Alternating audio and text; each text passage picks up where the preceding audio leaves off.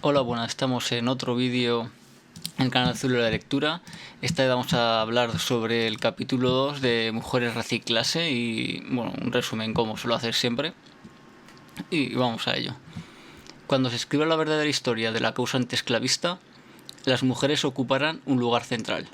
Angela Davis abre este capítulo recordando que, a pesar del papel dominante de los hombres en los relatos oficiales, el movimiento por la abolición fue en gran medida sostenido, organizado y propagado por mujeres. Frederick Douglass fue una figura clave del abolicionismo y defensor de la emancipación negra. También fue el defensor masculino más firme de los derechos de las mujeres. Era habitual que se burlasen de él llamándolo Don Derechos de las Mujeres, pero nunca se sintió avergonzado, ya que comprendía que las mujeres, tanto por su número como por su eficacia, eran una fuerza indispensable en la lucha por la libertad de los esclavos. No todos los abolicionistas blancos compartían esta visión integral. Harriet Beecher Stowe, autora de La cabaña del tío Tom, contribuyó enormemente a sensibilizar al público blanco, pero lo hizo desde una perspectiva paternalista. La figura femenina ideal que promovía en su obra era la madre blanca, sensible y tierna, emocionalmente poderosa, pero social y políticamente pasiva. Incluso cuando retrataba a personajes femeninos con fuerza moral, mantenía la separación estricta entre lo doméstico, asociado a la mujer, y lo público, propio del varón. Además, la ternura y la sumisión eran considerados no solo cualidades femeninas, sino también raciales, asignadas a los esclavos dóciles. Davis señala que, aunque el libro conmovía a muchas mujeres blancas, también reforzó prejuicios sexistas y racistas profundamente arraigados en la sociedad de la época. Tras la Revolución Industrial del siglo XIX, que transformó radicalmente el papel de la mujer blanca dentro del hogar, ya que hasta entonces muchas contribuían directamente a la economía doméstica, fabricando ropa, velas, jabones o conservas. Estas tareas eran formas productivas esenciales en la vida familiar. Sin embargo, al trasladarse estas labores a las fábricas, las mujeres dejaron de ser vistas como productoras y comenzaron a ser idealizadas como guardianas de la moral familiar. Esta ideología de la feminidad verdadera, centrada en la pureza, la pasividad y la entrega, se convirtió en un nuevo mecanismo de control. El hogar pasó a ser un lugar de reclusión emocional más que de participación económica. Este proceso afectó de manera distinta a mujeres de distintas clases. Las mujeres obreras fueron absorbidas por el sistema fabril, en condiciones de explotación brutal. En las fábricas textiles de Lowell, Massachusetts, miles de jóvenes eran sometidas a jornadas agotadoras.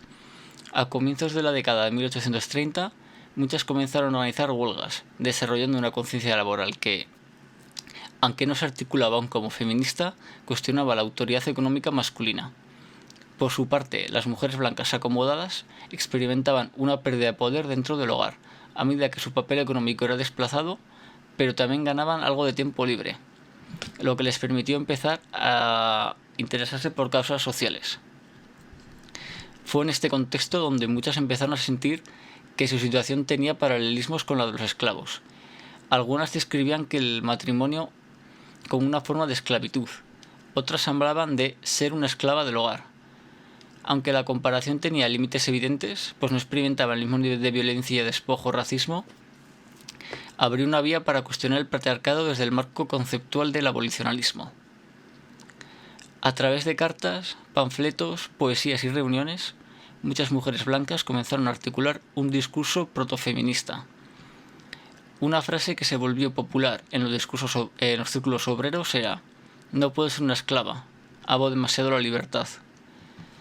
La implicación de las mujeres en el movimiento abolicionista fue creciendo en intensidad. En 1833 se fundó en Filadelfia la Sociedad Antiesclavista Femenina. Fue una organización pionera no solo por estar compuesta exclusivamente por mujeres, sino porque desde el inicio integró a mujeres blancas y negras como iguales. Esta decisión era revolucionaria en sí misma, en una sociedad profundamente segregada y racista.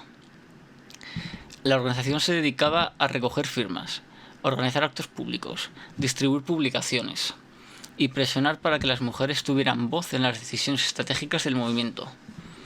No se trataba solo de apoyar a los hombres abolicionistas, se trataba de construir su propio poder político. Ese mismo año, la profesora Prudence Crandall aceptó a una joven negra como alumna en su escuela privada. Este simple acto de justicia desencadenó una oleada de reacciones violentas. Hubo boicots, amenazas, sabotajes, agresiones físicas e incluso incendios provocados. La comunidad blanca se volcó en contra, pero Crandall no dio marcha atrás. Su decisión no solo fue un gesto moral, sino un desafío directo al orden racial. Su ejemplo mostró que era posible una alianza real entre el feminismo blanco emergente y la lucha por la libertad de los negros. Aunque su escuela fue finalmente clausurada por la presión social y legal, su resistencia dejó una huella duradera. Mientras las mujeres obreras colaboraban sobre todo mediante acciones económicas, ya que fabricaban productos, organizaban mercadillos solidarios, hacían colectas, las mujeres de clase media comenzaron a visibilizarse como organizadoras, oradoras y líderes del movimiento. Sin embargo, incluso dentro de los espacios abolicionistas, su papel era limitado. En el Congreso de la Sociedad Americana Antiesclavista se permitió que asistieran, pero solo como espectadoras, no como participantes. Esta exclusión dignó a muchas. Lucretia Mott fue una de las que desafió esta marginación, produciendo discursos públicos y fundando nuevas organizaciones feministas. Uno de los momentos más relevadores del machismo y del racismo dentro del movimiento se produjo cuando una muchedumbre proesclavista interrumpió violentamente una reunión presidida por Maria Weston. Arrastraron por las calles al abolicionista William Lloyd Garrison. Weston, ante la tensión creciente, pidió que todas las mujeres blancas salieran del edificio acompañadas del brazo de una mujer negra. Este gesto, aparentemente simple, fue en realidad una acción política cargada de simbolismo. Las mujeres blancas y negras no se dejarían dividir por el racismo, sino que se presentarían un fuerte común. Esta fue una declaración de principios en medio de todo el caos que había. Estas vivencias despertaron en muchas mujeres blancas una conciencia completamente nueva.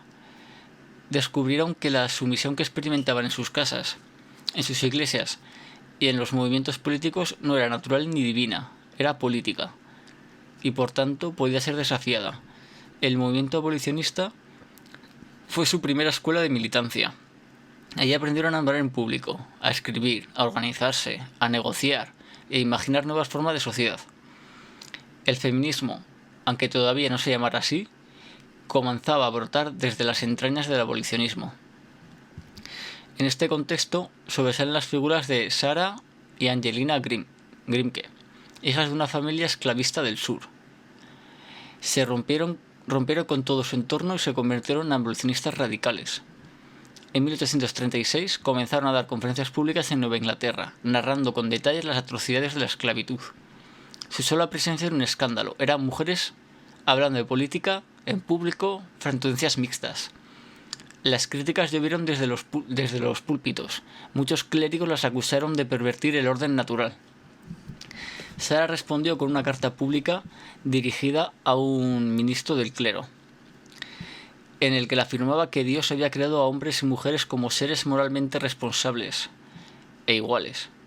Y en otra carta posterior comparó directamente la esclavitud con el patriarcado y denunció que las mujeres eran educadas en la dependencia y el silencio. Angelina, aún más combativa, proclamó: «Hasta que no obtengan sus derechos los negros, nunca alcanzaremos los nuestros». Para ella no se trataba de dos luchas separadas, sino de una misma batalla contra la opresión. Las Grimke fueron las pioneras en la que hoy llamaríamos el pensamiento interseccional. Entendieron que género, raza y clase eran dimensiones entrelazadas de la dominación. Reconocieron que no podía existir una liberación real de las mujeres si se ignoraba la esclavitud, ni una verdadera abolición si se mantenía el patriarcado. Su lucha articulaba una visión de justicia total. Quería transformar el sistema, no reformarlo. En sus discursos escritos plantearon que las mujeres no eran inferiores por naturaleza, sino que estaban condicionadas por estructuras sociales e ideológicas que relegaban a un segundo plano. La educación, la religión, la ley y la familia eran instrumentos de domesticación femenina, igual que el látigo lo era en las plantaciones. El paralelismo era duro, pero necesario para entender la profundidad del problema. Su coraje inspiró a miles de mujeres, negras y blancas, a organizarse y a luchar. Angela Davis cierra el capítulo dejando claro que esta articulación temprana entre feminismo y antirracismo fue una de las semillas más fértiles del siglo XIX. La lucha compartida entre mujeres blancas y negras, obreras y burguesas, no solo apuntaba a abolir la esclavitud, sino a construir nuevas formas de libertad colectiva. Estas alianzas, aunque complejas y no exentas de contradicciones, mostraron que el camino hacia la emancipación femenina no podía separarse de la lucha contra el racismo, ni de la crítica al capitalismo. El feminismo moderno, según Davis, nace precisamente de esta confluencia, el cruce entre género, raza y clase y acción política transformadora.